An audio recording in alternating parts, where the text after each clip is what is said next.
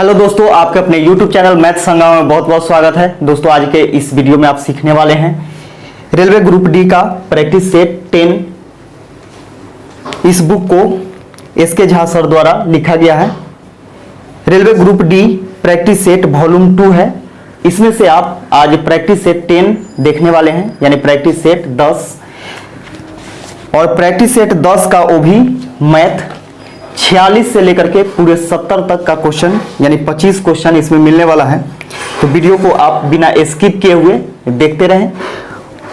इसमें बहुत अच्छे अच्छे क्वेश्चन डाले गए हैं जो कि एग्जाम के दृष्टि से बहुत ही ज़्यादा इम्पोर्टेंट है।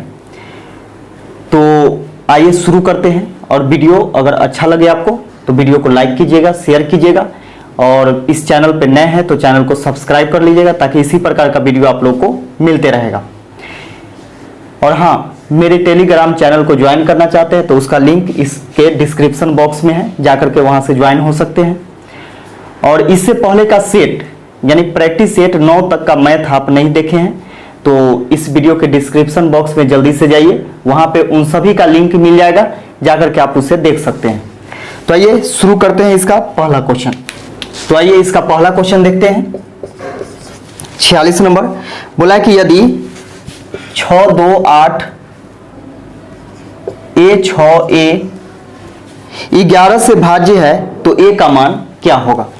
यानी इतना जो संख्या है यह 11 से पूर्णतः विभाजित है तो A के स्थान पर क्या आएगा। तो 11 से विभाजिता का नियम आपको पता होना चाहिए। तो 11 से विभाजिता का नियम कहता है कि यदि किसी संख्या के अल्टरनेटिव अंकों के योगों का अंतर 0 या 11 आ जाए तो वह संख्या 11 से अवश्य ही करती है। तो देखिएगा 6 का अल्टरनेट कौन हो जाएगा, 8, 8 का अल्टरनेट हो जाएगा 6। अल्टरनेट मतलब होता है एक अंक छोड़ करके, यानी विषम स्थान पर। तो 6 + 8 + 6 इसको जोड़ लिए। फिर यहाँ पे देखिए कि 2 का अल्टरनेट कौन हो जाएगा, A, और A का अल्टरनेट फिर A हो जाएगा। तो 2 + A + A, और ये दोनों के बीच में जो अंतर होगा वह 0 के बराबर होगा, नहीं तो 11 के बराबर होगा। तो यहां से हम लोग जोड़ करके देखते हैं। 6 6 12 12 8 20, 20 में से अब यहां पे देखिएगा कि 2 और A के जगह पर हम क्या रख दें कि 20 में से घटाने के बाद या तो 11 आना चाहिए नहीं तो 0 आना चाहिए। तो ऑप्शन से यहां पे हम लोग देखते हैं कि ऑप्शन नंबर ए में है 6, तो 6 रखेंगे यहाँ पे। तो 6 6 12 12 2 14, 14 घटाने के बाद क्या आ रहा है, 20 में से 14 घटाइएगा तो 6 आएगा। 11 आया, नहीं आया, या फिर 0 भी नहीं आया। इसका मतलब ऑप्शन नंबर ए आपका नहीं होगा। बी घटा करके देखिए, बी नंबर में, तो बी में है 3, तो 3 रखते हैं। तो 3 और 3 6 और 2 8 होता है, ठीक है। तो 20 में से 8 घटाएगा तो 12 आ गया, जबकि 11 आना चाहिए नहीं तो 0 आना चाहिए। ये भी नहीं होगा आपका। ऑप्शन नंबर सी में है 9, 9 रख करके घटाते हैं तो 9 9 18, 18 2 20, 20 में से 20 घटेगा तो 0 हो जाएगा। इसका मतलब है कि ए के स्थान पर क्या होना चाहिए, तो 9 होना चाहिए, है ना। तो ऑप्शन नंबर सी आपका आंसर हो जाएगा। अगला क्वेश्चन देखिएगा। ए एक काम को 24 दिनों में कर सकता है। ए अकेला काम करेगा तो इसको पूरा काम करने में 24 दिनों का समय लगेगा। बी 52 दिनों में और सी 64 दिनों में कर सकता है। बी अकेला काम करता है तो 52 दिन लगता है, और सी अकेला काम करता है तो 64 दिनों का समय लगता है। सभी मिलकर काम शुरू करते हैं परंतु ए 6 दिनों के बाद काम छोड़ देता है और बी काम पूरा होने से 6 दिन पहले काम छोड़ देता है। काम कितने दिनों तक चला है लगभग में, है ना। तो यहां पे देखिएगा कि सबसे पहले 24, 52 और 64 का एलसीएम निकालिएगा तो 2496 आएगा। आप करके देख लीजिएगा इसको, ठीक है। अब यहां पे देखिएगा कि 24 से इसमें एलसीएम मतलब क्या होता है, टोटल वर्क होता है, ठीक है। टोटल वर्क होता है तो 2496 टोटल वर्क है। और टोटल वर्क में हम लोग क्या करते हैं कि इसके दिन से भाग देते हैं, यानी ए के दिन से भाग देंगे तो क्षमता निकल करके आएगा, यानी एफिशिएंसी आएगा। तो 24 से इसमें भाग दीजिएगा 2496 में तो 104 बार में कटेगा। ये छोटा छोटा काम आप खुद करके देख सकते हैं और करना पड़ेगा आपको कैलकुलेशन के लिए।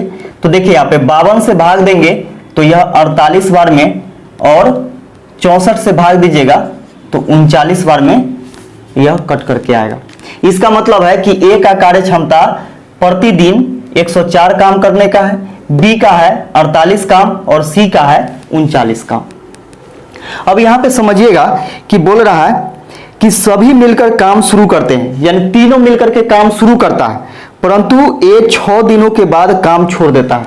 तो सोच के देखिए कि ए क्या करता है कि 6 दिन के बाद ना काम बंद कर देता है, छोड़ करके चला जाता है। 6 दिन तक तीनों मिलकर के काम किया होगा। तो यहां से हम लोग निकालते हैं कि 6 दिन तक के तीनों मिलकर के काम किया होगा, तो ए प्लस बी प्लस सी गुने 6। तो यहां पे इस सब का भाग जोड़ेंगे तो ये हो जाएगा 104 प्लस 48 प्लस 39 गुने 6।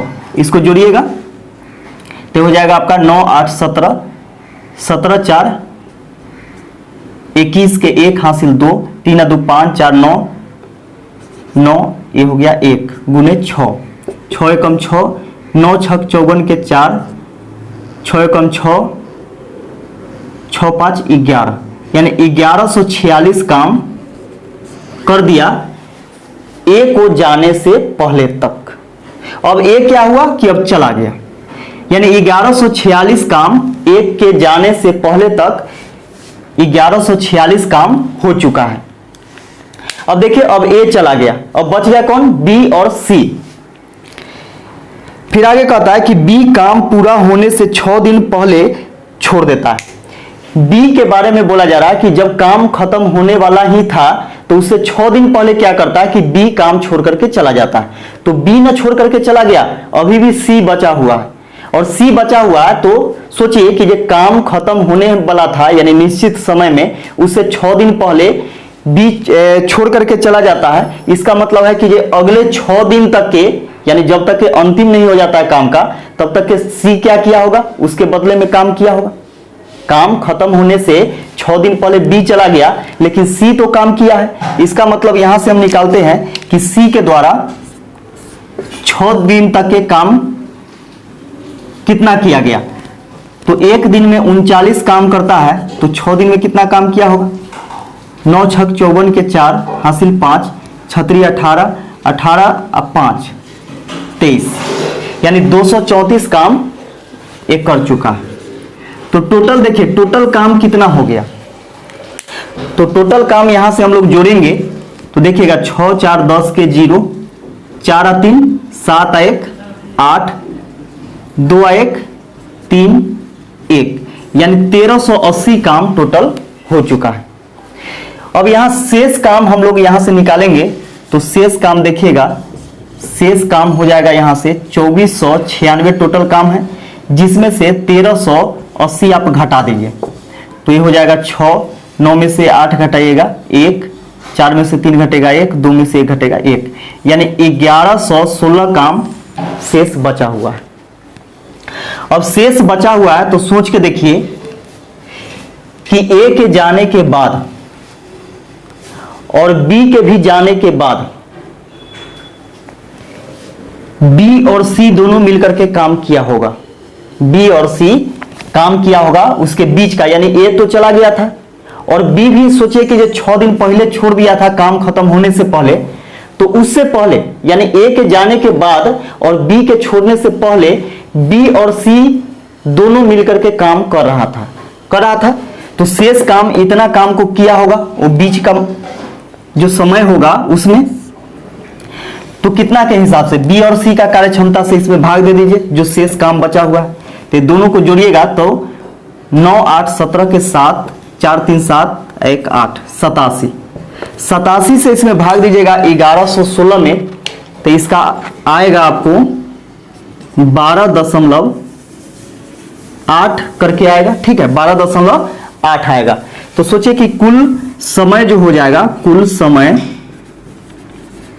कार्य करने में लगा कुल समय बराबर, तो देखिए 6 दिन तो तीनों मिलकर के किया तो 6 लिखेंगे, अंतिम बार 6 दिन अकेले सी किया तो 6 दिन उधर लगा, और दोनों मिलकर के उसके बीच के समय में कितना काम किया? 12.8 दिन, 12.8 दिन काम किया।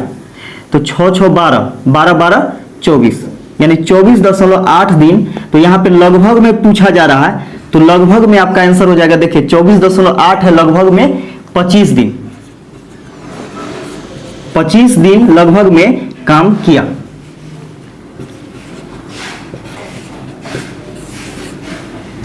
यानी 25 दिन में काम समाप्त हो गया था।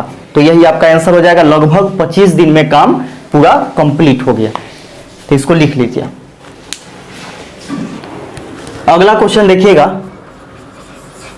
अगला क्वेश्चन कहता है कि एक कार ए से बी तक की दूरी का 1/5 भाग 8 किलोमीटर प्रति घंटा की गति से चलती है, 1/10 भाग 25 किलोमीटर प्रति घंटा की गति से चलती है और शेष 20 किलोमीटर प्रति घंटा की गति से चलती है।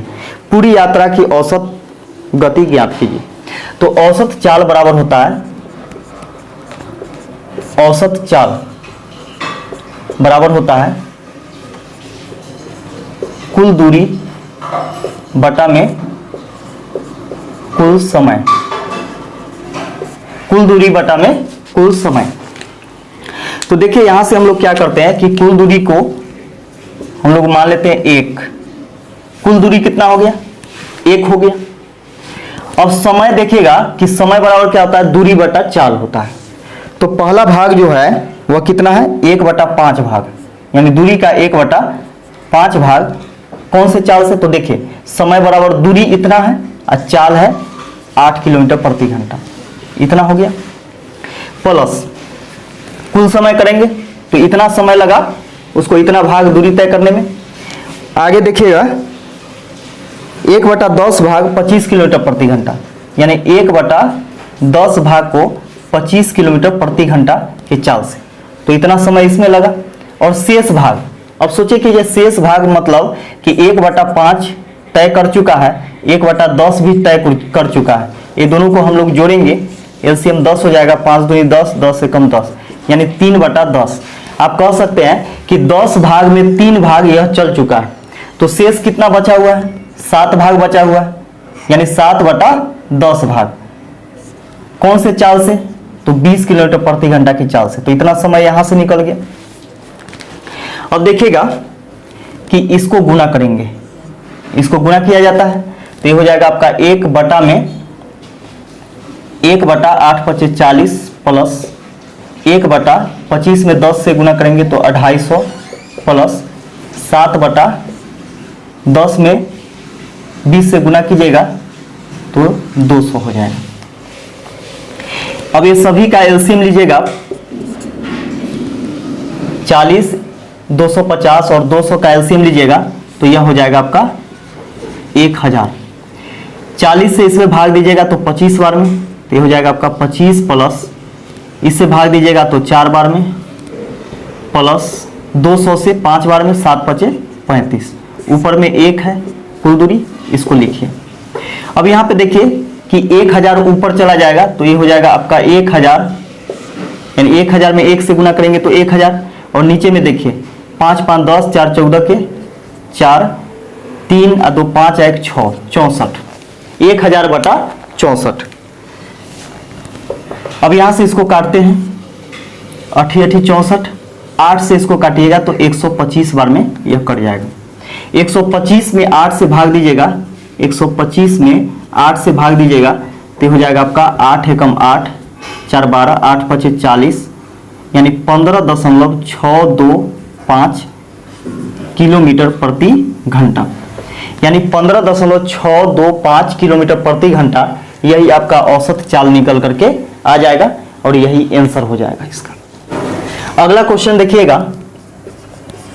अगला क्वेश्चन में है कि √7 प्लस √5 बटा में √7 माइनस √5 प्लस √7 माइनस √5 बटा में √7 प्लस √5, इसका मान पूछ रहा है कि क्या होगा। यहां पे देखिएगा कि ये दोनों का हम लोग एलसीएम लेते हैं अगर, ये दोनों का एलसीएम लेते हैं तो देखिएगा एलसीएम क्या हो जाएगा, √7 माइनस √5 इंटू √7 प्लस √5, ये हो गया। अब यहां पे देखिए कि इतना जब एलसीएम लीजिएगा तो √7 माइनस √5 से ये वाला कट जाएगा, बच जाएगा इतना।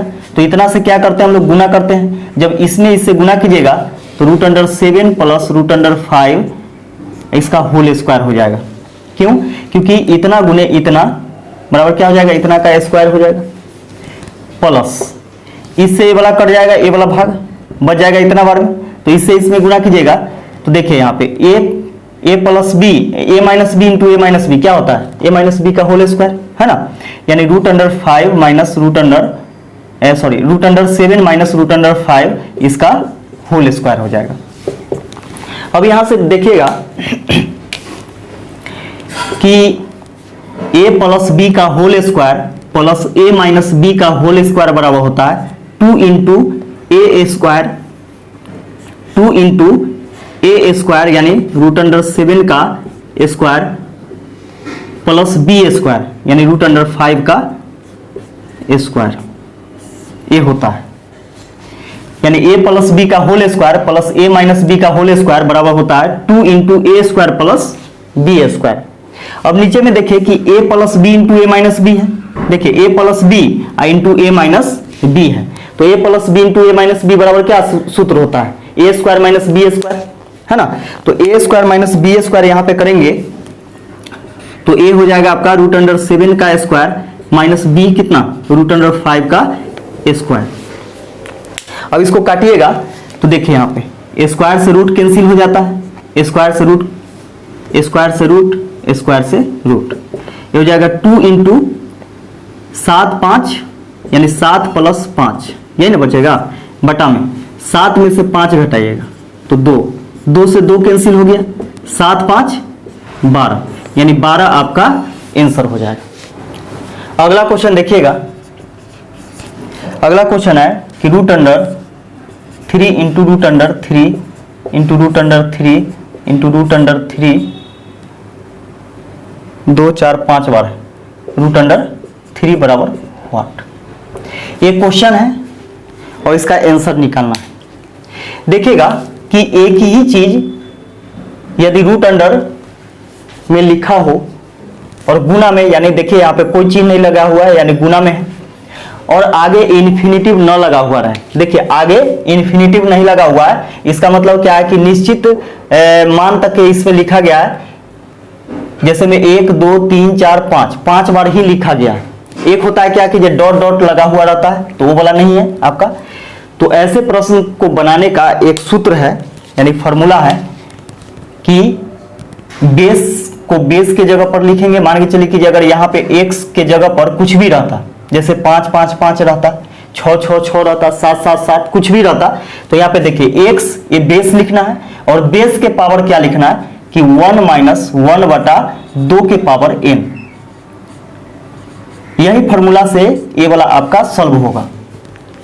तो देखिएगा यहाँ पे कि इसको कैसे हम लोग बैठाएंगे, तो यहाँ पे बेस के स्थान पर क्या लिखेंगे, 3 है तो 3 यानी x के जगह पर 3 लिखेंगे, 1 माइनस 1 बटा 2 के पावर n, n कौन, नंबर ऑफ टर्म। तो देखिएगा कितना बार लिखा गया, तो 1 2 3 4 5 बार, तो 5 लिखेंगे पावर इसका, तो 3 के पावर हो जाएगा 1 माइनस 1 बटा 2 के पावर 5 कितना हो जाएगा, तो 2 के पावर 5 होता है 32। यहां देखिएगा इसका एलसीएम करेंगे तो 32 से कम 32, 32 में से 1 घटाएगा तो 31 बचेगा, यानी 3 के पावर 31 बटा 32, और यही आपका आंसर हो जाएगा। अगला क्वेश्चन देखिएगा, अगला क्वेश्चन कहता है कि a plus b plus c बराबर 9, a plus b plus c बराबर 9 दिया गया है, a square plus b square plus c square बराबर 29 दे दिया गया है। तो हम लोगों से पूछा है कि a cube plus b cube plus c cube minus 3ab c बराबर क्या होगा। तो देखिएगा यहाँ पे कि a cube plus b cube plus c cube minus 3abc का वैल्यू निकालने से पहले हम लोग को जरूरत पड़ेगा वहां पर a b plus b c plus a c का जरूरत पड़ेगा। तो यहां से हम लोग निकालते हैं।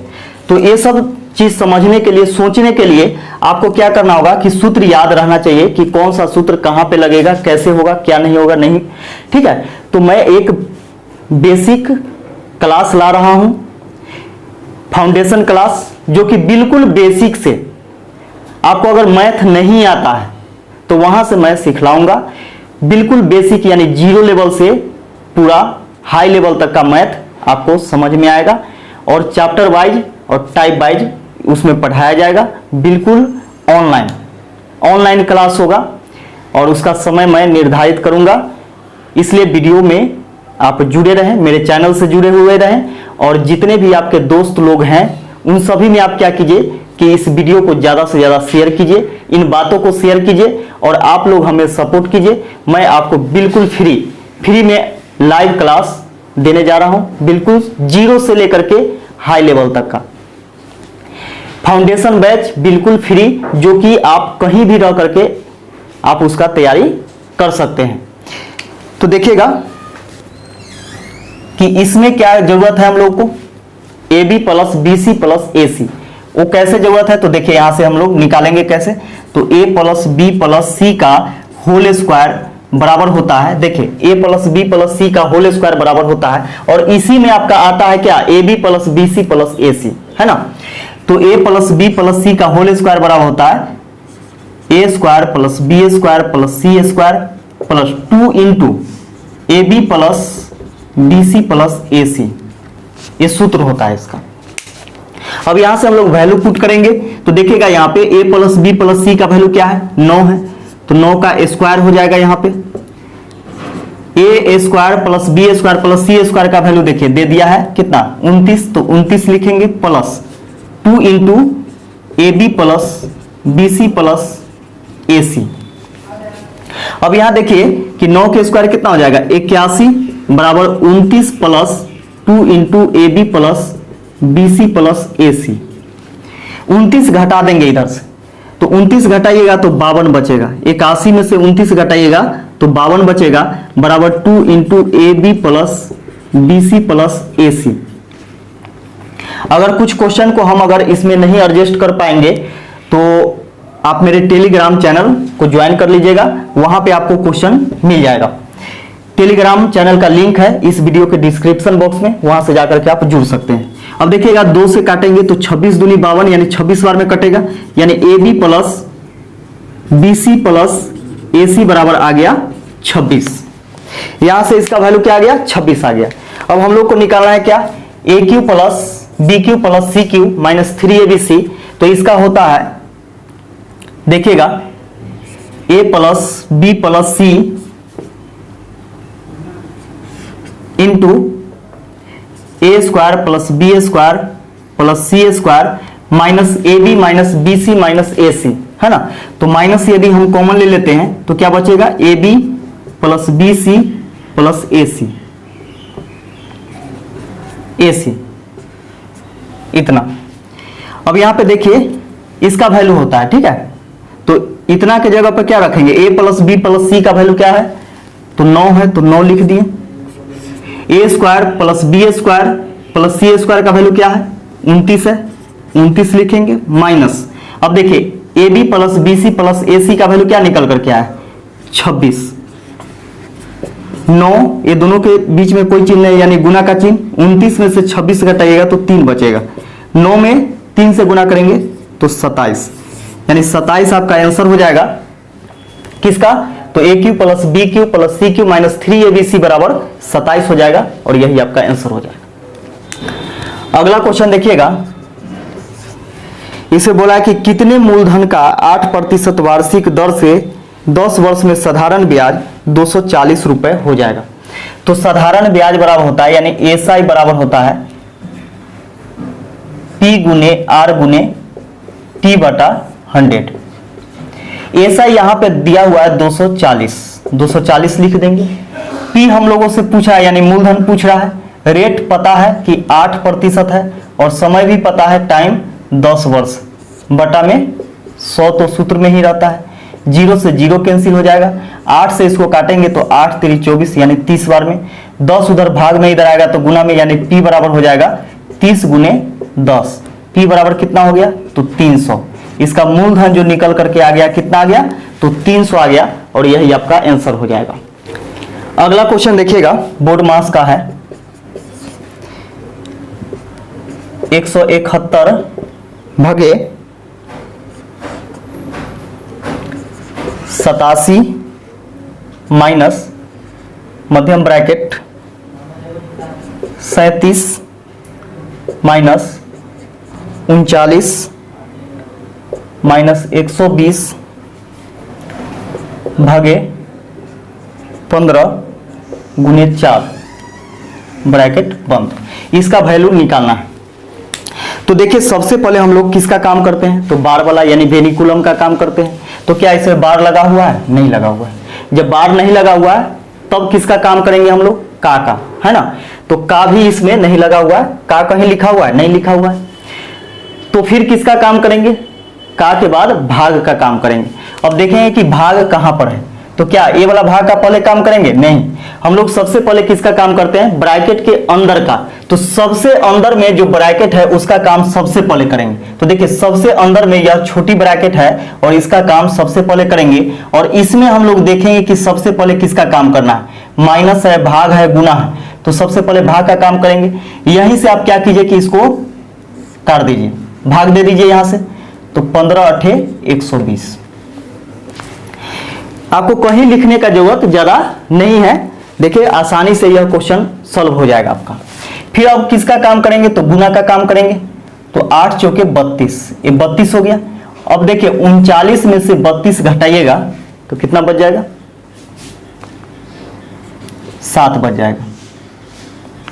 अब 7 यहां पे प्लस में बचा हुआ है, जबकि यहां पे माइनस है और ये दोनों के बीच में गुना का चिन्ह है, तो माइनस प्लस क्या हो जाएगा, माइनस हो जाएगा, है ना। तो 37 में से 7 घटाइएगा तो 30 बचेगा, 30 प्लस में बचेगा, और यहां पे देखिए माइनस प्लस माइनस हो जाएगा। फिर 87 में से 30 घटाइएगा तो कितना बचेगा, 57। अब 57 यहां पे देखिए भाग है तो भाग लिखेंगे, और 171 है तो 171 लिखेंगे। क्या 3 बार में कट जाएगा पूरा, भाग दीजिए, यानी 57 से भाग देना हम लोग को 171 में। तो 3 से काट करके देखते हैं, 7 21 के 1, 5 15 2 17, 3 बार में पूरा पूरा कट रहा है। इसका मतलब यहाँ पे 3 इसका आंसर आ जाएगा। देखिए अगला क्वेश्चन है आपको दिख रहा होगा, पाई चार्ट का क्वेश्चन है कि निम्न पाई चार्ट का अध्ययन कीजिए और उन उत्तरों का चुनाव कीजिए जो प्रश्न का अनुसरण करते हैं। दिया गया पाई चार्ट वर्ष 2020 में भारत के विभिन्न राज्यों में कोरोना मरीजों की संख्या को दर्शाता है। तो देखिए यहाँ पे दिया गया तेलंगाना, केरला, पंजाब, बिहार, कर्नाटक और महाराष्ट्र। और यहाँ पे पाई चार्ट में भी दर्शा दिया गया है कि देखिए ये सभी को यहाँ पे क्या किया गया कि सूचित किया गया डॉट वगैरह से, डॉट क्रॉस ये सब, है ना। तो यहाँ पे बोला कि यदि कोरोना मरीजों की कुल संख्या इकाई दहाई सैकड़ा हजार 10,000 लाख 10 लाख करोड़ 1 करोड़ है, तो कर्नाटक राज्य में कुल कितने मरीज थे। तो देखिए कुल मरीजों की संख्या 100% होता है, यानी किसी भी चीज का मान जो होता है अपने आप में 100% होता है, तो है 100%, लेकिन है कितना, तो 1 करोड़ 2 4 6 7 2 4 6 7, 1 पर 7 जीरो, 1 2 3 4 5 6 7, 1 करोड़ हो गया। देखिए 2 जीरो से 2 जीरो कैंसिल हो जाएगा, तो यहां से हम लोगों को पता चल गया 1% का वैल्यू 1 पर 5 जीरो, इकाई दहाई सैकड़ा हजार 10,000 लाख 1 लाख। अब हम लोगों से पूछा है कि कर्नाटक राज्य में कुल कितने मरीज थे। तो कर्नाटक में देखिएगा कि खाली गैप वाला है, और खाली गैप वाला आपको दिख रहा होगा कि 15% है। तो 15% का वैल्यू हम लोग को निकालना है। तो 1% बराबर 1 लाख, तो 15% बराबर क्या हो जाएगा, 15 लाख, इकाई दहाई सैकड़ा हजार 10,000 लाख 15 लाख। यही आपका आंसर हो जाएगा कि कर्नाटक राज्य में कुल कोरोना मरीजों की संख्या कितना, तो 15 लाख। अगला क्वेश्चन देखिएगा, इसे बोल रहा है क्या कि वह छोटी से छोटी संख्या ज्ञात करो जिसमें 15 घटाने पर प्राप्त संख्या 30, 45, 60, 75 में से प्रत्येक से पूर्णतः विभक्त हो जाए। तो देखिएगा 30, 45, 60 और 75 ये संख्या दिया गया है। वह छोटी से छोटी संख्या, तो हम लोग जानते हैं कि छोटी से छोटी संख्या मतलब क्या होता है कि एलसीएम, यानी इसका एलसीएम निकालना है। तो इतना का आप एलसीएम निकालिएगा तो एलसीएम हो जाएगा आपका 900। आप निकाल करके देख लीजिएगा कि 900 होगा, है ना। तो एलसीएम हो जाएगा 900। और बोला है क्या कि वह छोटी से छोटी संख्या ज्ञात करें जिसमें 15 घटाने पर प्राप्त संख्या 30, 45, 60, 75 से प्रत्येक, यानी प्रत्येक में से, यानी इनमें से प्रत्येक से पूर्णतः विभक्त हो जाए। कितना घटाने के बाद, तो 15 घटाने के बाद। तो सोच के देखिए कि जो एलसीएम होता है वह 30 से भी पूरा पूरा कटता है, 45 से भी कटेगा, 60 से भी कटेगा और 75 से भी कटेगा। यानी 30, 45, 60, 75 का एलसीएम का मतलब ही होता है कि सभी मिलकर के इसको काट देगा, है ना। तो जब सब मिलकर के काट देगा तो फिर 15 घटाइएगा इसमें से तो कभी कटेगा नहीं, कटेगा। इसके लिए आपको क्या करना होगा कि 15 को ऐड करना होगा। तो संख्या निकालने के लिए, यानी अभिष्ट संख्या बराबर, अभिष्ट संख्या बराबर क्या करना होगा हम लोग को कि इसके एलसीएम में 15 को जोड़ना पड़ेगा। अभी हो जाएगा आपका 915। अब 915 जो संख्या है, तो 915 में से आप 15 घटाइएगा तो क्या प्रत्येक से नहीं कट जाएगा पूरा पूरा, है ना। तो संख्या कितना आ गया, तो 915 आ गया और यही आपका आंसर हो जाएगा। अगला क्वेश्चन देखिएगा, अगला क्वेश्चन कहता है कि दो संख्याओं का अनुपात 3:4 है। पहली संख्या और एक दूसरी संख्या, और दोनों का अनुपात कितना है, तो 3:4 है तथा इनका लघुत्तम समापवर्त 72 है। तो इन संख्याओं का योग कितना होगा। तो यहां पे ध्यान से समझिएगा कि इसका लघुत्तम समावर्तक दे दिया, सीधा महत्तम आपको देगा तो गुना कर देंगे क्रॉस, लेकिन लघुत्तम दिया हुआ है। तो 3 और 4 का यानी अनुपातिक एलसीएम निकालिएगा तो 4 × 12 हो जाएगा, है ना। लेकिन है 72, काटेंगे इसको 12 छक 72, 6 बार में अनुपात 1 बराबर हो जाएगा 6। अब दोनों का योग पूछा है तो अनुपातिक योग जोड़ देंगे। तो 4 और 3 7, अनुपात में 7 है, अनुपात 1 का वैल्यू 6, तो 7 का वैल्यू हो जाएगा 7 × 6 यानी 7 छक 42। 42 आपका आंसर हो जाएगा, यानी दोनों संख्याओं का योग। अगला क्वेश्चन देखिएगा, अगला क्वेश्चन है कि 0.153 5-3 पर एक रिंग, 5-3 पर एक रिंग है, इसका मान पूछ रहा है कि क्या होगा। तो समझिएगा कि ऐसा क्वेश्चन बनाने के लिए जो दिख रहा है वो सबको लिख देंगे। यानी 153 हम लोग को दिख रहा है संख्या, इसको पूरा लिख देंगे, दशमलव रेकरिंग सबको भूल जाएंगे, ठीक है। 153 दिख रहा है, 153 लिख दिए।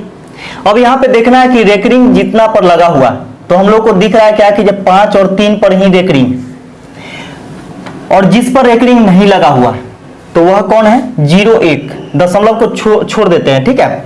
तो दशमलव को छोड़ दीजिएगा तो 0-1 मतलब क्या, 1। तो रेकरिंग से पहले जो भी बच रहा है, जिस पर रेकरिंग नहीं लगा हुआ उसको घटा लिया जाता है इसमें से। तो 1 पर नहीं लगा हुआ है तो 1 घटा लेंगे, क्योंकि 0-1 का मतलब क्या होता है, 1 ही होता है।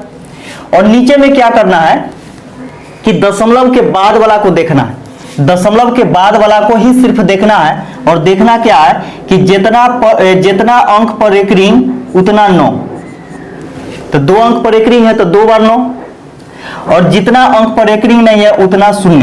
तो 1 अंक पर एक रिंग नहीं है तो 1 0 यानी 1 0 रख देंगे, ठीक है। अब इसको देखिए कि 153 में से 1 घटाइएगा तो 152 बचेगा, अब बटा में 990, और यही आपका आंसर हो जाएगा।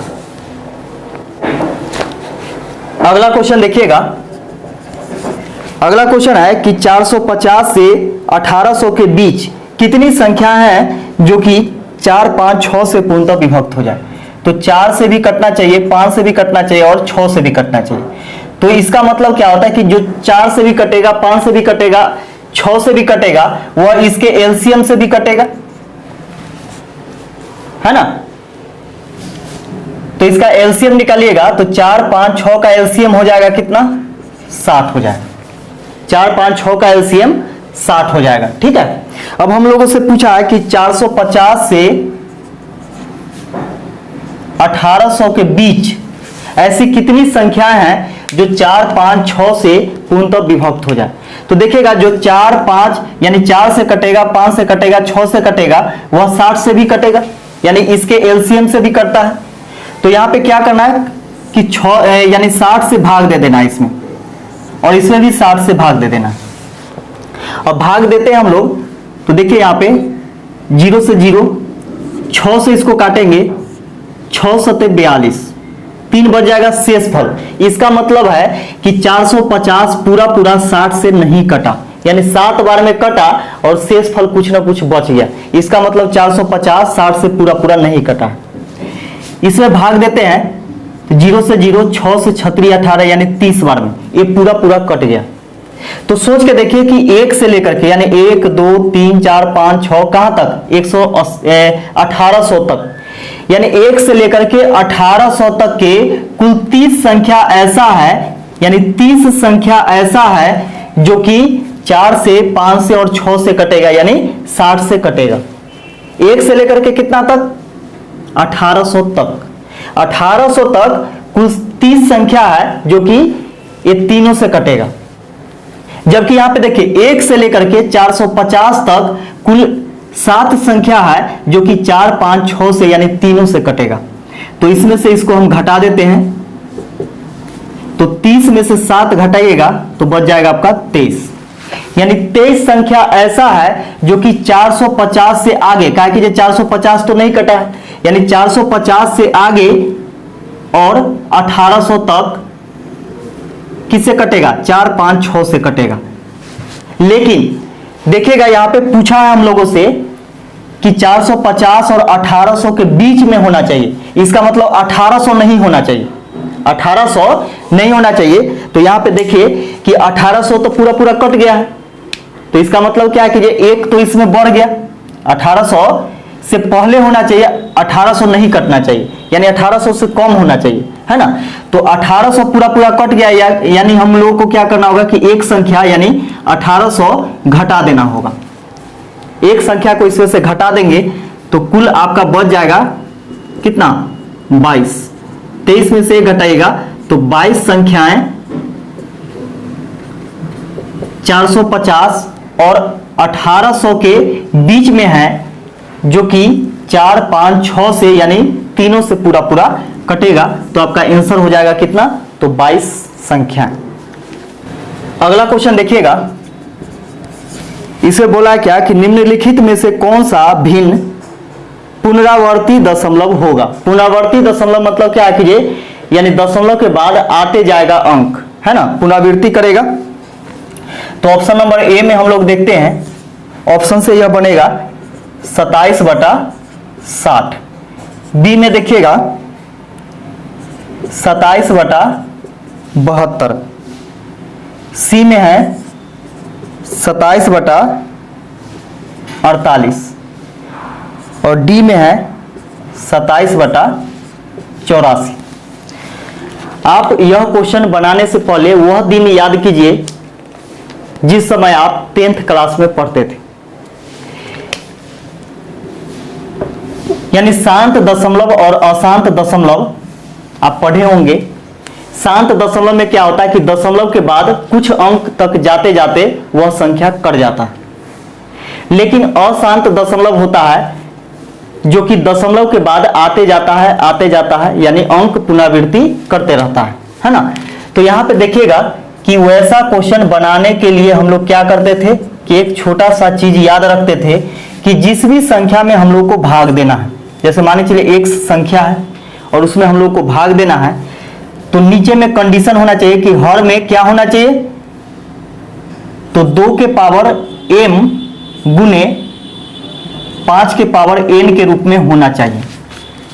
यानी हर में क्या होना चाहिए, 2 के पावर m, यानी कहने का मतलब क्या है कि 2 के पावर m मतलब क्या है कि 2 के पावर कुछ भी रहे चलेगा, 5 के पावर कुछ भी रहे चलेगा, यानी दोनों अगर इकट्ठा आ जाए तो बहुत अच्छा, अगर नहीं तो 2 के पावर m सिर्फ आएगा तब पर भी आपका शांत दशमलव होता था, या फिर 5 के पावर n यानी 5 चाहे 10 बार 5 बार चाहे जितना बार भी आ जाए वो भी शांत दशमलव होता था, या फिर ये दोनों आ जाए तब पर भी शांत दशमलव होता था। लेकिन 2 और 5 के सिवा और भी कोई अगर आ जाता था, जैसे 3 7 ये सब आ जाता था, तो वह शांत दशमलव नहीं होता था। तो यहां पे हम लोग देखेंगे वही नियम का पालन करेंगे। यहां पे इसको हम लोग काटते हैं तो 3 से 3 27, 3 से इसको काटिएगा तो 20 बार में।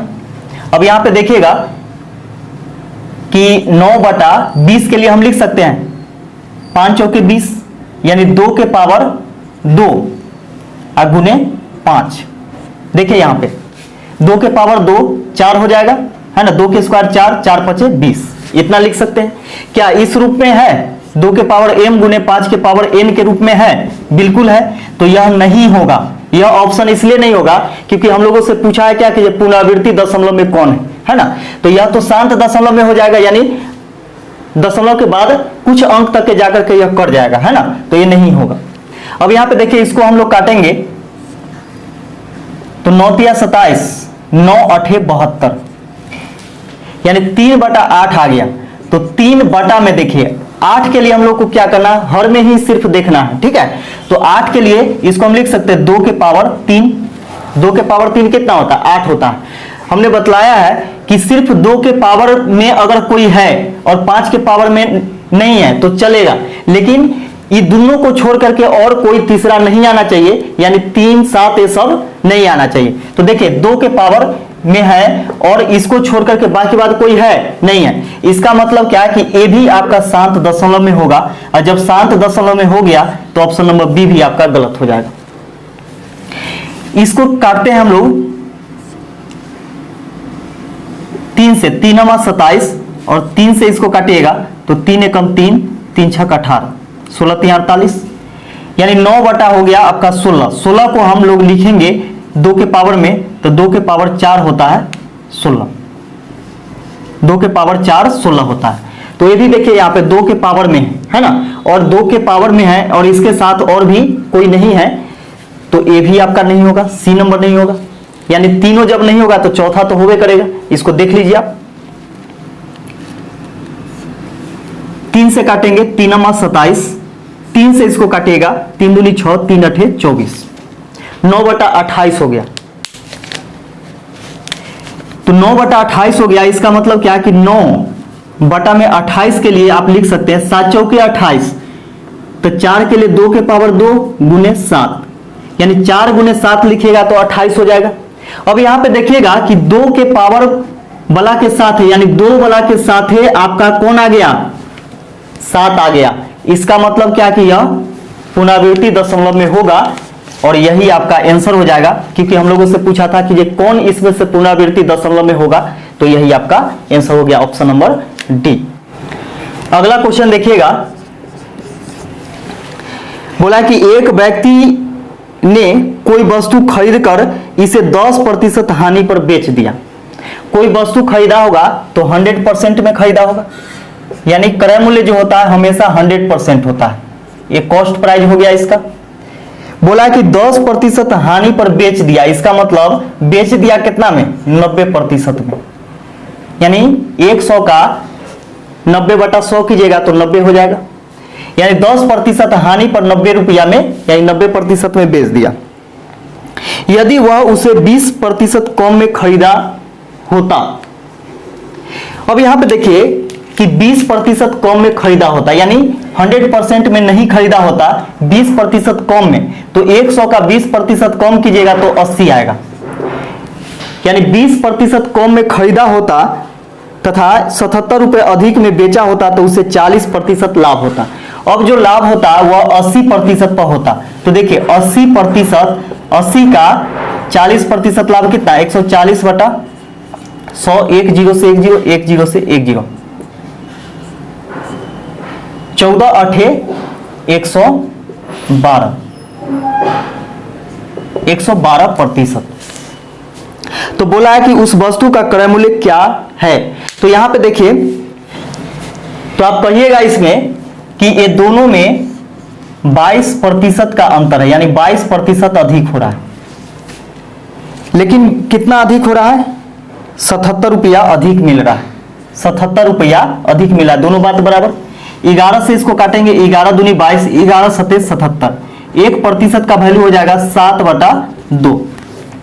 तो हम लोगों से पूछा है कि इसका क्रय मूल्य क्या है, तो क्रय मूल्य तो 100% है, तो 100% बराबर हो जाएगा 100 गुने 7/2।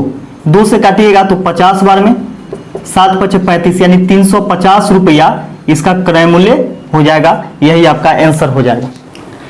अगला क्वेश्चन देखिएगा, 61 नंबर है। 10, 10, 9, 10, 10, 11, 10, 11 और 9। ये क्वेश्चन है, यानी इतना दिया हुआ है, और इसका पूछ रहा है क्या, इस समुच्चय का मानक विचलन ज्ञात करें। मानक विचलन हम लोग को निकालना है, और मानक विचलन निकालने के लिए मैं बहुत ही बेहतरीन तरीका बतलाने जा रहा हूं, इसको ध्यान से समझिएगा। कि देखिए, सबसे पहले क्या किया जाता है, इसका माध्य निकाला जाता है। तो आप लोग जानते होंगे कि माध्य बराबर क्या होता है, सभी प्रेक्षणों का योग बटा में सभी प्रेक्षणों की संख्या, यानी जितने डाटा दिए गए हैं उस सबको जोड़ देंगे और जितना है उससे भाग दे देंगे।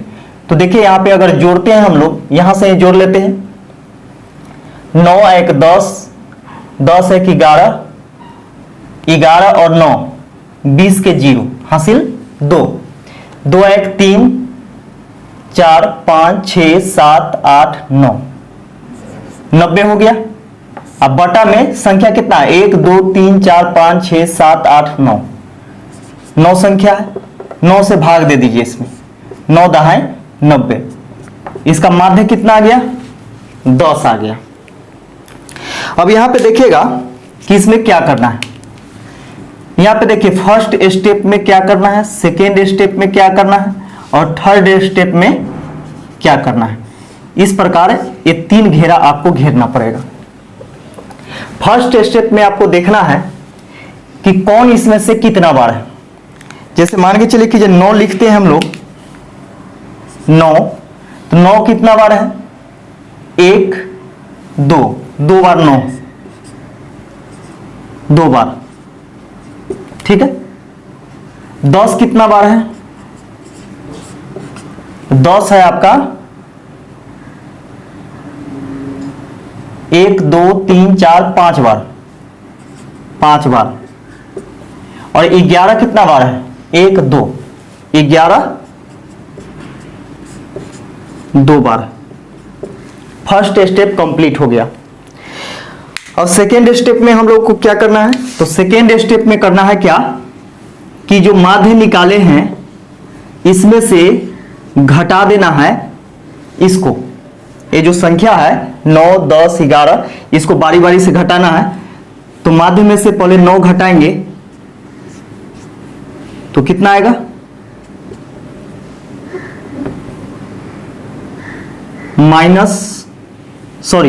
इसमें से घटाना है, इसमें से माध्य को घटाना है, यानी 9 में से 10 को घटाएंगे, 9 में से 10 को घटाएंगे तो कितना आ जाएगा, -1 आ जाएगा। इसका देखिएगा, इसमें से यानी 10 में से 10 को घटाइएगा कितना आ जाएगा, 0 आ जाएगा। इसका 11 में से आपको क्या करना है कि माध्य को घटाना है, यानी 10 को, तो यह 1 आ जाएगा।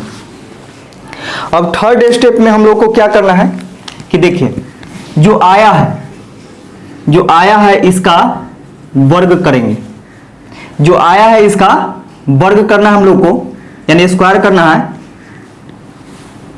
तो इसका स्क्वायर करेंगे, यानी -1 का स्क्वायर, और गुना देखिए, गुना कितना बार, 2 बार 2 बार है तो 2 से गुना करेंगे, यानी जितना बार रहेगा उतना से गुना करेंगे। तो ये हो जाएगा 1 के स्क्वायर माइनस 1 का स्क्वायर क्या हो जाएगा, +1 हो जाएगा। 2 में 1 से गुना करेंगे तो कितना आ जाएगा, 2 आ जाएगा।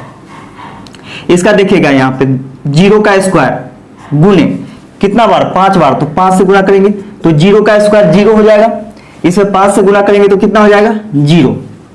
इसका देखिए 1 है, 1 का स्क्वायर गुने 11 कितना बार, 2 बार, 2 से गुना करेंगे। 1 का स्क्वायर 1, 2 से गुना करेंगे 2 एकम 2। ये सभी को जोड़ देंगे, 2 आ 2 4 हो जाएगा, ठीक है। और यहां पे मानक विचलन हम लोग को निकालना है, तो लिखेंगे मानक विचलन बराबर 4 लिखना है, बटा में कितना बार है सब मिला करके, तो 5 आ 2 7 आ 2 9, 9 बार, तो 9 नीचे लिखेंगे। इसको जोड़ करके ऊपर लिखेंगे, इसका कितना बार है टोटल मिला करके उसको नीचे लिखेंगे और रूट लगा देंगे, है ना। तो देखिए 4 का वर्गमूल दोनों पर रूट है, इसका मतलब 4 का भी वर्गमूल और 9 का भी वर्गमूल। तो 4 का वर्गमूल निकालिएगा तो 2 होगा, 9 का वर्गमूल निकालिएगा तो 3 हो जाएगा।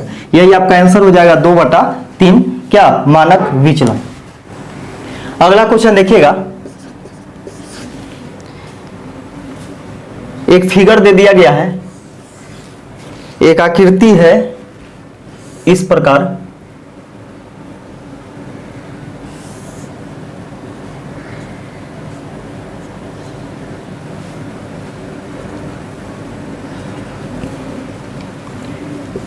ए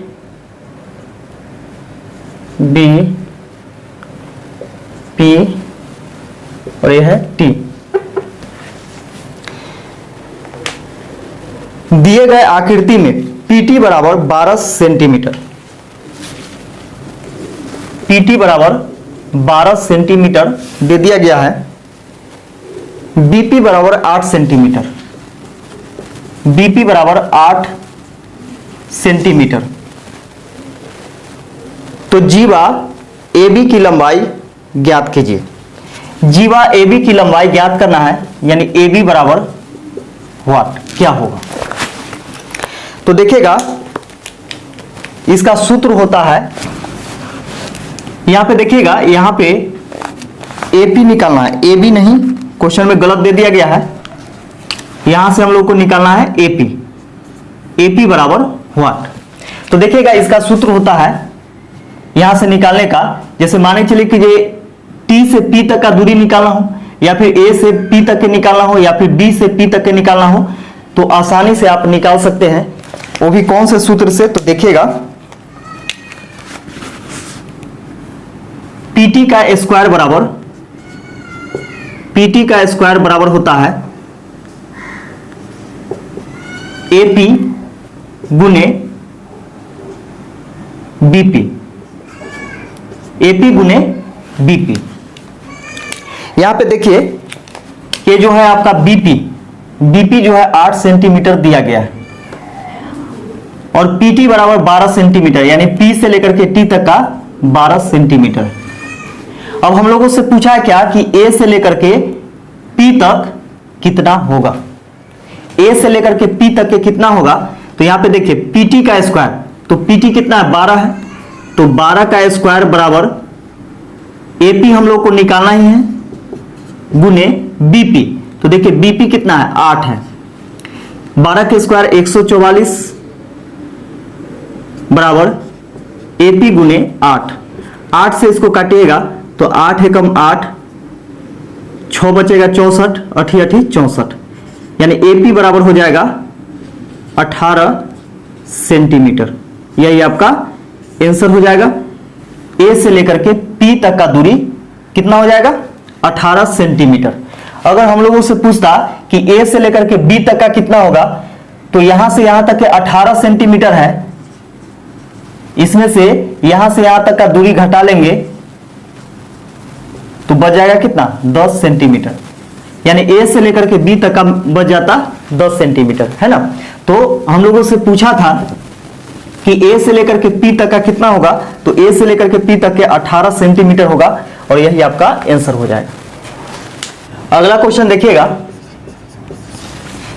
इसे बोला कि एक पाइप ए एक टंकी को 24 मिनट में भर सकता है।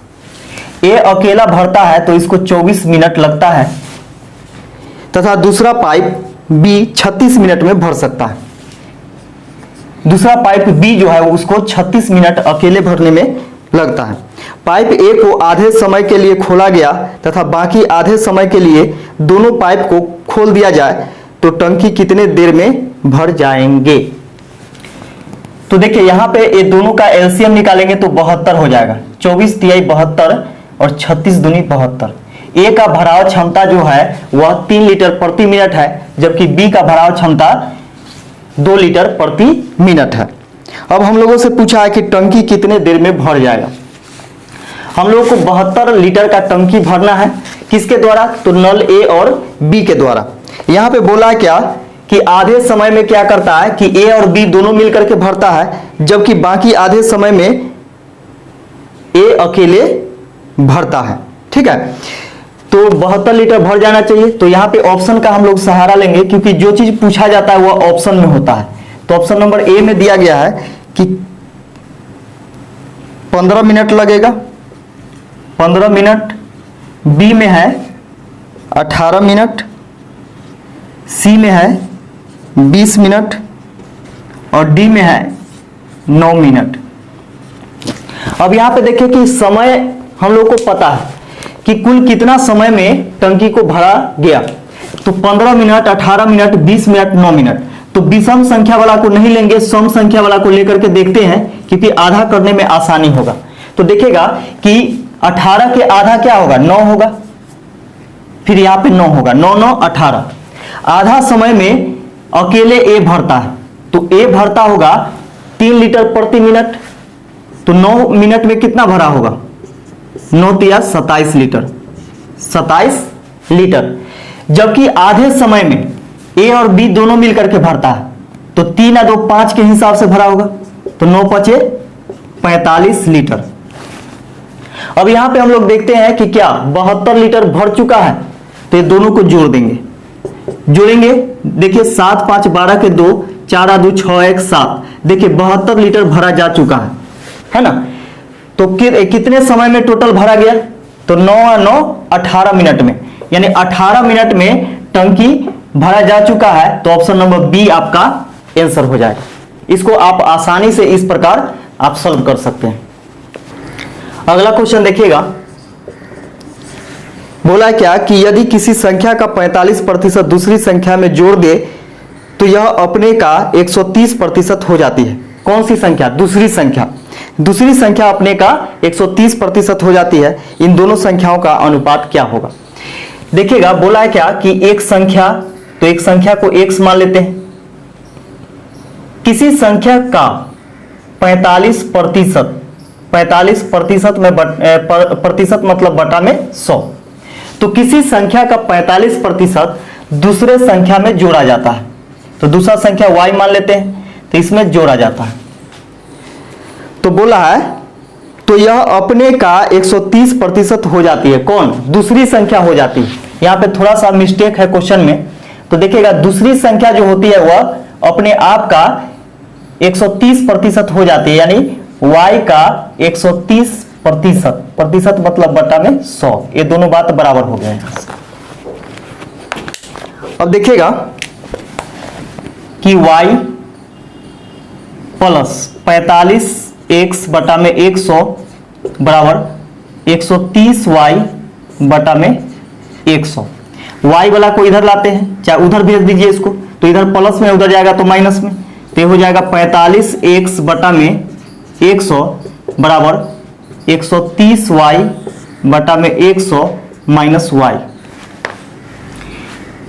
45x बटा 100 बराबर, देखिए भिन्न का जोड़ कीजिएगा तो 100 से गुना हो जाएगा इसमें, तो 130y माइनस 100y बटा में 100।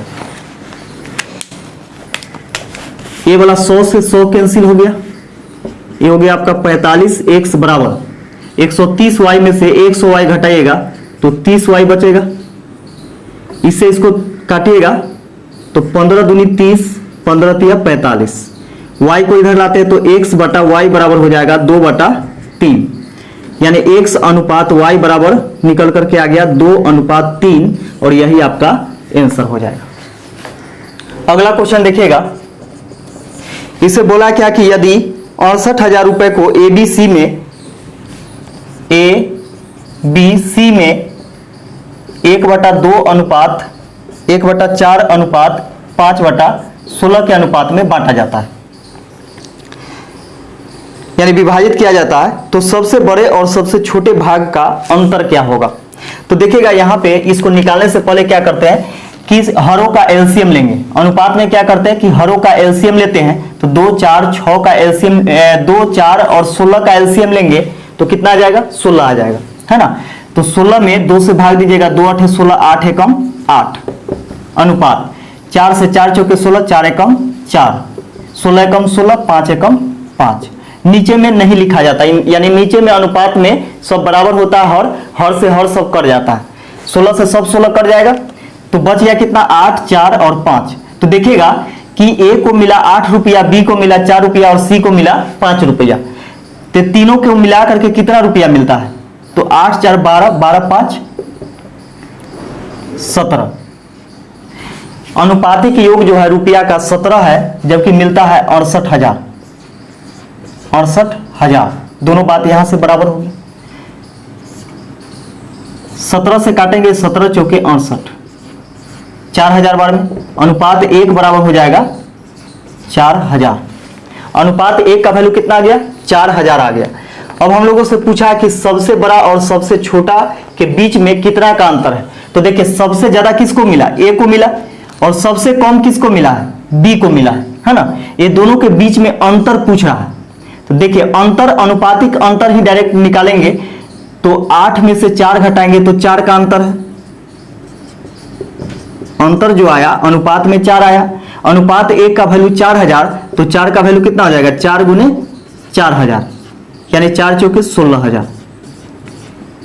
यानी सबसे ज्यादा जिसके पास है और जिसके पास सबसे कम है, वो दोनों के बीच में रुपया का अंतर कितना का हो गया, तो 16,000 का हो गया, और यही आपका आंसर हो जाएगा। अगला क्वेश्चन देखिएगा,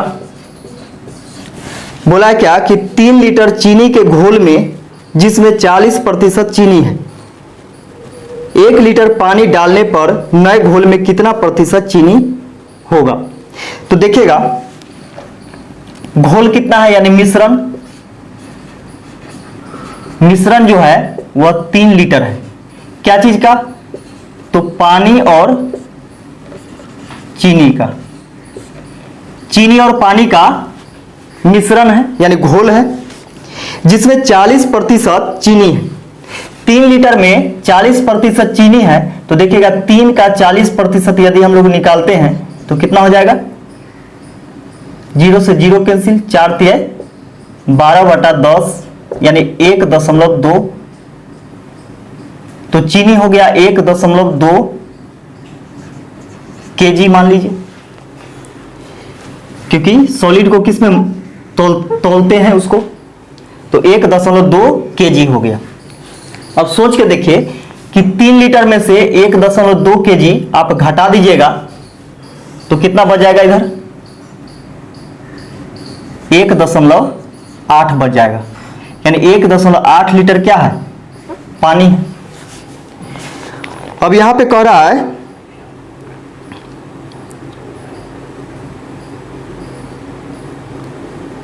एक लीटर पानी डालने पर नए घोल में कितना प्रतिशत चीनी होगा। 1 लीटर पानी डाला जाता है, तो सोचिए कि ये 1 लीटर पानी जब डालिएगा तो इसमें 1 लीटर जोड़ना होगा पानी वाला में, तब पानी कितना हो जाएगा, 2.8, और दोनों मिला करके कितना हो जाएगा, अब 2.8 लीटर क्या हो गया, पानी हो गया, जबकि चीनी कितना है, 1.2 केजी ही है ना। तो टोटल घोल अगर हम लोग देखते हैं तो कितना हो जाएगा, चीनी और पानी लेकर के अब हो जाएगा 4 लीटर। 4 लीटर में कितना पानी, 4 लीटर में कितना चीनी, तो चीनी देखिए 1.2, 4 लीटर में अब चीनी कितना है, तो चीनी जितना पहले था उतना ही है, क्योंकि पानी का मात्रा बढ़ा है, चीनी का मात्रा नहीं बढ़ा। तो यहां पे अब घोल का मात्रा जो है वह बढ़ गया, अब हो गया 4 लीटर। अब 4 लीटर में कितना चीनी, तो पहले जितना चीनी था उतना ही, अब गुने 100।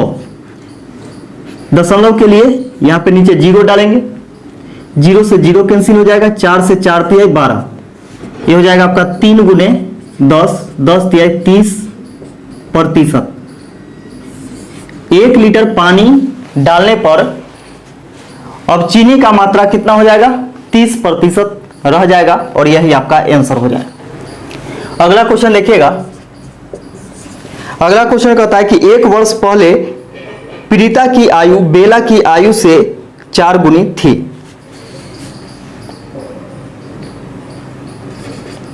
प्रीता है और बेला है, कब बोला है, तो 1 वर्ष पहले, तो -1 लिखेंगे। 1 वर्ष पहले प्रीता की आयु बेला की आयु से 4 गुनी थी। प्रीता की आयु बेला की आयु से 4 गुनी थी, तो बेला का 1 मानेंगे तो प्रीता का कितना हो जाएगा, उससे 4 गुना 4 हो जाएगा। 6 वर्ष बाद प्रीता की आयु बेला की आयु से 9 वर्ष अधिक होगी। अब यहां पे देखिए, गुना बोलता तो यहां पे अनुपात में लिखते, लेकिन अधिक बोल रहा है, तो माना कि वर्तमान आयु अगर यहां से हम लोग लेते हैं तो इसमें आप कोई वेरिएबल्स मानिए, तो इसमें 4x से गुना कर देते, तो ये 4x हो गया और ये हो गया x। ये कब का निकला, 1 साल पहले का निकला। यह जो आयु है यह 1 साल पहले का है, तो वर्तमान दोनों का अगर हम लोग निकालेंगे वर्तमान, तो वर्तमान में जब निकालिएगा तो इसका हो जाएगा 4x। अभी यानी 1 वर्ष पहले यह 4x वर्ष की थी प्रीता, तो वर्तमान में कितना हो जाएगी 4x + 1, और इसका हो जाएगा बेला का x + 1। ये निकल गया दोनों का वर्तमान आयु। अब हम लोगों से इसमें पूछा है 6 वर्ष बाद प्रीता की आयु बेला की आयु से 9 वर्ष अधिक होगी। 6 वर्ष बाद, तो बाद मतलब क्या, जोड़ देंगे इसमें 6 वर्ष बाद, तो 6 ऐड कर देंगे, वर्तमान में 6 को ऐड कर देंगे, तो देखिए यहां पे बोला है क्या कि 6 वर्ष बाद, तो दोनों का आयु जो है यह 6 वर्ष बाद का आयु है, तो 6 वर्ष बाद प्रीता की आयु बेला की आयु से 9 वर्ष अधिक होगी। यानी प्रीता की आयु जो है बेला की आयु से 9 वर्ष अधिक है ना, तो बेला की आयु में 9 वर्ष जोड़ देंगे, दोनों का बात बराबर हो जाएगा। अब कह रहा है कि प्रीता तथा बेला की वर्तमान आयु का अनुपात क्या होगी। दोनों का वर्तमान आयु का अनुपात निकालना है हम लोग को। तो यहां देखिए कि ये हो जाएगा आपका 4x + 6x 7 बराबर x + 9 1 10 और 6 16। x को इधर घटाते हैं तो ये बच जाएगा आपका 3x बराबर 7 उधर घटाइएगा तो 9 बचेगा, 16 में से 7 घटाइएगा तो 9 बचेगा, 3 से 3 तिहाई 9, x बराबर कितना आ गया 3। x का वैल्यू यहां से निकल करके आ गया। अब हम लोगों से पूछा है कि दोनों के वर्तमान आयु का अनुपात पूछा है, तो देखिएगा दोनों का वर्तमान आयु का अनुपात पूछा है, तो देखिए वर्तमान आयु कितना हो जाएगा इसका 4x, तो 1 वर्ष पहले था, तो वर्तमान में कितना हो जाएगा 4x + 1 प्रीता का, और बेला का हो जाएगा x + 1। x का वैल्यू हम लोगों को पता चल गया है, तो 4 गुने x के जगह 3 रखेंगे प्लस में 1 अनुपात, ये दोनों के बीच में अनुपात पूछा है, तो 3 + 1 4 के 12 1 13 अनुपात 3 1 4, तो 13:4 इसका आंसर हो जाएगा प्रीता और बेला के वर्तमान आयु का अनुपात। अगला क्वेश्चन देखिएगा, बोला क्या कि वह मूलधन कितना है जिसका दूसरे वर्ष का चक्रवृद्धि ब्याज 10% है। 10% वार्षिक ब्याज की दर से 143 रुपया है। तो देखिएगा कि 10% रेट दे दिया गया है, तो 10% बराबर क्या हो जाएगा 1/10 होगा। मूलधन में 1 जोड़ेंगे तो मिश्र धन हो जाएगा, यानी 11/10 हो जाएगा। इसका स्क्वायर करेंगे 2 वर्ष के लिए, तो 11 के स्क्वायर 121, अब बटा में 10 के स्क्वायर कितना 100। अब यहां पे देखिए कि ये 2 वर्ष का ब्याज हो जाएगा। अगर इसको हम घटाते हैं मिश्रधन में से मूलधन को, तो क्या होगा 2 वर्ष का ब्याज कितना हो जाएगा 21 हो जाएगा। जबकि 1 वर्ष का चक्रवृद्धि ब्याज बोला। तो चक्रवृद्धि ब्याज मतलब क्या होता है, ब्याज का ब्याज, इसको हम इस प्रकार तोड़ सकते हैं 10 प्लस 1, है ना। तो 10 इसका हो जाएगा, पहले वर्ष में चक्रवृद्धि ब्याज नहीं लगता है, दूसरे वर्ष में लगता है, ठीक है। तो यहां पे आप देखिएगा कि 10 आ 1 11 हो जाएगा, 10 आ 1 11 हो जाएगा। तो 11 यूनिट आपका दूसरे वर्ष का, सिर्फ दूसरे वर्ष का चक्रवृद्धि ब्याज जो है वह कितना, 11 यूनिट है, जबकि है कितना 143 रुपया। 11 से इसको काटेंगे तो 11 एकम 11, 11 तिया 33, 1 यूनिट का वैल्यू 13 हो जाएगा।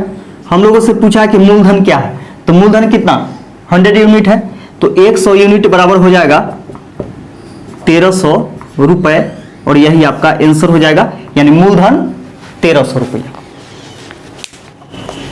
अगला क्वेश्चन देखिएगा, इसे बोला क्या कि एक रेलगाड़ी पटना से दिल्ली के लिए तथा दूसरी दिल्ली से पटना के लिए एक ही समय पर चलती है। मिलने के बाद ये रेलगाड़ियां क्रमशः 16 घंटे तथा 25 घंटे में अपने गंतव्य स्थान पर पहुंचती है। इनके चालों में क्या अनुपात है। तो देखिए, एक जो है पटना से दिल्ली के लिए जाती है और दूसरी दिल्ली से पटना के लिए। ये पटना मान के चलिए, ये पटना है और ये दिल्ली है, ठीक है। एक गाड़ी जो है पटना से दिल्ली के लिए, जबकि दूसरी गाड़ी दिल्ली से पटना के लिए चलती है, और कहीं ना कहीं यह मिलती है, कहीं ना कहीं आकर के यह दोनों यहां से मिल जाती है, यहां पे मिलती है। और मिलने के बाद क्या है कि पहली रेलगाड़ी को समय लगता है गंतव्य स्थान पर पहुंचने में। इसका मतलब है कि पहला रेलगाड़ी और दूसरा रेलगाड़ी जहां पर मिला, यहां से समय लगता है पहली रेलगाड़ी को दिल्ली पहुंचने में, यहां से यहां तक का 16 घंटा, जबकि दूसरे रेलगाड़ी को यहां से इस बिंदु से, जहां पे मिलान बिंदु है इसका, यहां से पटना पहुंचने में 25 घंटा का समय लगता है, ठीक है। अब देखिएगा कि यहां से हम लोगों से पूछा कि दोनों के चाल का अनुपात क्या होगा। तो ऐसा क्वेश्चन जब भी पूछा जाए कि एक ही समय पर दोनों चलती है, कहीं ना कहीं यह मिलती है, मिलने के बाद अपने गंतव्य स्थान पर क्रमशः इतना और इतना समय में मिल जाती है, तो इसके लिए एक सूत्र होता है। सूत्र क्या होता है कि पहली रेलगाड़ी की चाल बटा दूसरी रेलगाड़ी की चाल बराबर रूट अंडर दूसरी रेलगाड़ी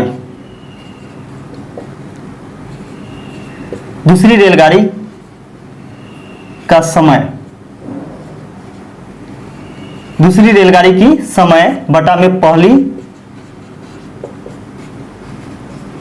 रेलगाड़ी का समय।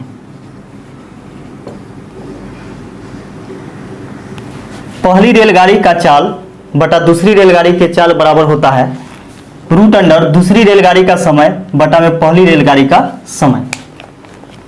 तो देखिएगा कि दूसरी रेलगाड़ी का समय कितना है। दूसरी रेलगाड़ी का समय जो है पटना पहुंचने में 25 घंटा का समय बटा में पहली रेलगाड़ी का समय दिल्ली पहुंचने में 16 घंटा। 25 का वर्गमूल निकालिएगा तो 5 हो जाएगा और 16 का वर्गमूल निकालिएगा तो 4 हो जाएगा, यानी 5:4 के अनुपात में ये दोनों का चाल हो जाएगा, पहली रेलगाड़ी और दूसरी रेलगाड़ी का। यह इसका आंसर हो जाएगा। इस वीडियो का लास्ट क्वेश्चन देखिएगा, बोला है क्या कि सेक 37 डिग्री बटा में cosec 53 degree plus sign 42 degree बटा में कॉस 48 डिग्री, इसका मान क्या होगा, यही चीज पूछा है। तो देखिए इस प्रकार के प्रश्न को बनाने के लिए हम लोग को ध्यान में रखना होगा कॉम्प्लीमेंट्री एंगल, यानी जिसे पूरक कोण कहा जाता है। तो आप जानते होंगे कि दो कोणों का योग जब 90 डिग्री हो जाता है तो उसे हम लोग बोलते हैं कि कॉम्प्लीमेंट्री एंगल है, यानी पूरक कोण है। तो देखिए कि इसमें क्या होता है कि सेक बदल जाता है कौसेक में, और कौसेक बदल जाता है किसमें, सेक में। यानी अगर हम सेक को बदलते हैं तो कौसेक को रहने देते हैं, और कौसेक को बदलिएगा तो सेक को रहने देंगे। तो क्या करते हैं कि सेक को ही बदल देते हैं, सेक 90 माइनस थीटा, यानी 90 में से हम कितना घटा लें कि 37 हो जाएगा, तो 53 घटाना होगा। तो सेक 90 माइनस थीटा बराबर कौसेक थीटा होगा, है ना। बटा में देखिए कौसेक 53 डिग्री प्लस साइन कॉस में बदलता है, कॉस साइन में बदलता है, तो साइन को ही बदल देते हैं। तो साइन 90 माइनस थीटा, यानी 90 डिग्री में से कितना डिग्री हम घटा देंगे कि 42 डिग्री बचेगा, तो 48 घटाना होगा। बटा में कॉस 48 डिग्री। अब यहां से देखिएगा कि सेक 90 माइनस थीटा बराबर क्या होता है, कॉसेक थीटा होता है। तो इसके लिए आपको लिखना होगा कॉसेक 53 डिग्री बटा में कॉसेक 53 डिग्री, ये तो है ही, प्लस साइन 90 माइनस थीटा बराबर कॉस थीटा, तो हो जाएगा आपका कॉस थीटा के जगह पर 48 डिग्री बटा में कॉस 48 डिग्री। अब यहां से इसको काटेंगे हम लोग, तो देखिएगा कि एक बार में यह कट जाएगा और ये भी एक बार में कट जाएगा।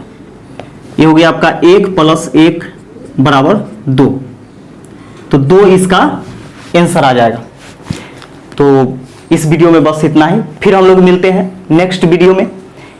वीडियो कैसा लगा कमेंट करके जरूर हमें बताइए। अगर इस चैनल पर नए हैं, इस वीडियो में नए हैं, तो चैनल को सब्सक्राइब कर लीजिए ताकि इसी प्रकार का वीडियो आप लोगों को मिलते रहेगा।